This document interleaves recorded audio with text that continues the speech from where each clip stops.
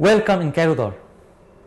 Today we are going to continue about the critical angle, total internal reflection, and solving some examples and tell you about the application for them. Let's start by some notes. First, sine the critical angle of the medium. Sine the critical angle of the medium is the reciprocal of its absolute refractive index.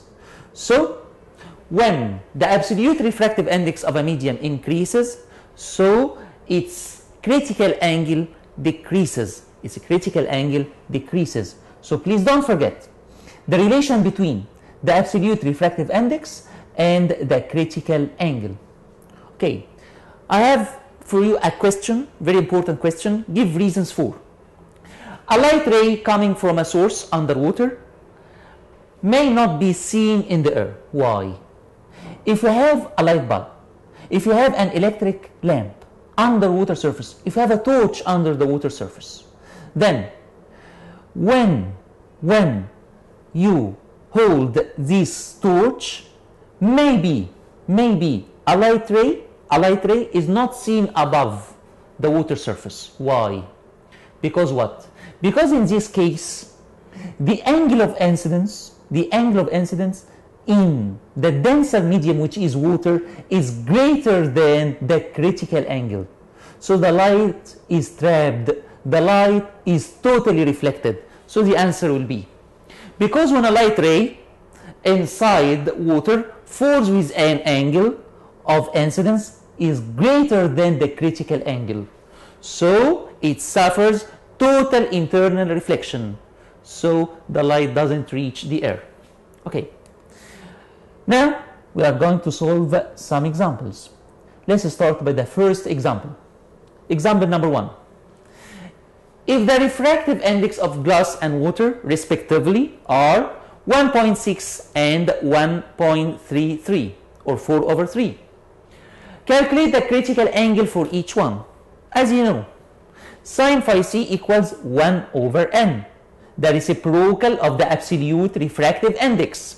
So let's start by glass. So sine phi c equals 1/n1 equals 1 divided 1.6 equals 0.625. That's for the glass.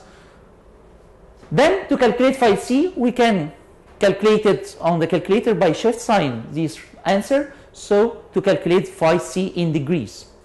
But in case of water, sine phi c equals 1/n2. So sine phi c2 equals 1/1.33 equals 0.7518. That's for the first example. Let's move to the second example. The second example, using this information above, which is the absolute refractive index 1.6 for the glass, and the absolute refractive index for water is 1.33 for water. So by this information, I want from you to find the critical angle for light falling from glass onto water. To calculate the critical angle from glass onto water, so we have to use Snell's law. We have to apply Snell's law. Snell's law here, n2 sine 90 degrees equals n1 sine phi c. Why? Because here the critical angle in the denser medium corresponds 90 degrees in the less dense medium. So n2 sine phi c equals n2 sine 90 degrees equals here 1.33 times 1 equals 1.6 times sine phi c.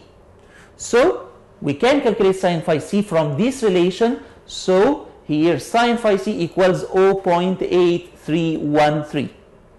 Okay, and now we have to learn some applications for the total internal reflection. Let's start by the optical fibers. As you see here, these optical fibers, yes, the light is totally reflected inside the optical fiber and doesn't emerge from it. It starts from this position. Okay, after that the light ray is suffered from many total internal reflections until it emerges from the other side, as you see here. So what's meant by the optical fibers? What's meant by the optical fiber? Optical fibers, they are thread-like fine tubes. They have a transparent material with a high refractive index. They are transparent materials. They are made of transparent materials of high refractive index. Okay, so the definition for the optical fibers, for the fiber optics, they are thread-like fine tubes made of transparent materials of high refractive index.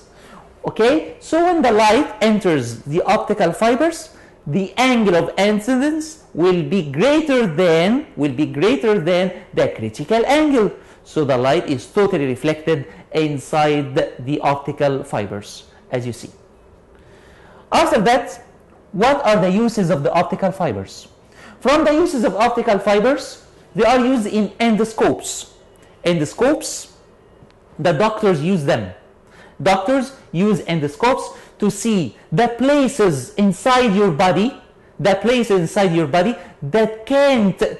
is very difficult for light to reach it, by using optical fibers used in endoscopes.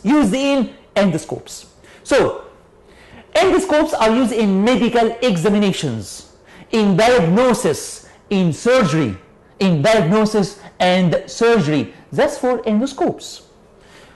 What about the optical fibers are used in, and lasers are used in communications, pulses.